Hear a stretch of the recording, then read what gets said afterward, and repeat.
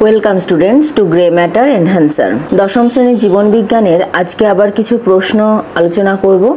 MCQ প্রশ্ন। আজকে শুধু প্রশ্নগুলোই বলবো, উত্তরগুলো নেক্সট ক্লাসে আলোচনা করব। তাহলে দেখে নাও কি কি প্রশ্ন আছে আজকে। প্রথম প্রশ্ন, যে স্তন্যপায়ী প্রাণীর পরিণত লোহিত কণিকায় নিউক্লিয়াস থাকে তা হলো উট, বেবুন, ওরাংওটান, জিরাফ। 2. কোন প্রাণী একসঙ্গে 46 লিটার জল পান করতে পারে? বাঘ, মানুষ, উট, শিম্পাঞ্জি। 3. উটের দেহকোষে জল সরবরাহ হয় পাকস্থলী থেকে, চামড়ার নিচে চর্বি থেকে, কুঁজের চর্বি থেকে, মূত্রাশয় থেকে। 4. উটের দেহের যে অঙ্গ থেকে বিপাকীয় জল উৎপন্ন হয় তা হলো গ্রীবা, পাকস্থলী, কুঁজ, পায়ের প্যাড।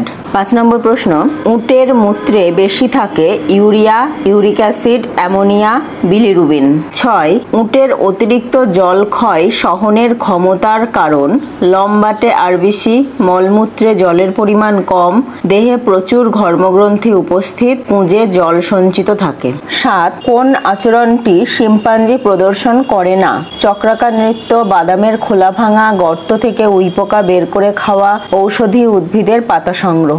8. মৌমাছির ওয়াগটেল নৃত্যের মহড়া দেখতে কেমন? এস আকৃতির, জে আকৃতির, 9 আকৃতির, 8 আকৃতির। 9 নম্বর প্রশ্ন, আচরণমূলক বিজ্ঞানকে বলা হয় ইকোলজি, অর্নিথোলজি, সাইকোলজি, ইথোলজি। এবার আছে শূন্যস্থান পূরণ। 10. ফণিমনসা হলো এক প্রকার ড্যাশ উদ্ভিদ। 11. ক্যাকটাসের কাণ্ডের কোষগুলিতে উপস্থিত ড্যাশ জল সঞ্চয়ে সাহায্য করে। 12. পটকার অগ্রপ্রকোষ্ঠে ড্যাশ থাকে। 13. ড্যাশ একটি মুখ্য খেচর প্রাণী। 14. পায়রার ড্যাশ দ্বি-শ্বসনে সাহায্য করে। 15. সুন্দরবন অঞ্চলে লবণযুক্ত মাটি থেকে অক্সিজেন ও জল গ্রহণ অসুবিধাজনক বলে একে ড্যাশ বলে। 16. গাঙ্গেয় বদ্বীপ অঞ্চলে অবস্থিত ড্যাশ পৃথিবীর বৃহত্তম ম্যানগ্রোভ অরণ্য। 17. উটের কুঁজে সঞ্চিত ড্যাশ বিশ্লিষ্ট হয়ে জল উৎপন্ন করে। 18. উটের আরবিসি ড্যাশ হওয়ায় অভিস্রবণ চাপের তারতম্য সহ্য করতে পারে।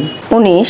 ড্যাশ প্রাণীর লোহিত রক্তকণিকা সর্বাধিক প্রসারিত হতে পারে। 20. এবং আজকের ক্লাসের লাস্ট প্রশ্ন, ড্যাশ গাছের ডাল ঢুকিয়ে উইঢিপি থেকে উইপোকাদের বের করে আনে। তাহলে আজকের ক্লাসে এই পর্যন্তই। আবার দেখা হবে পরের ক্লাসে এই প্রশ্নগুলির উত্তর নিয়ে।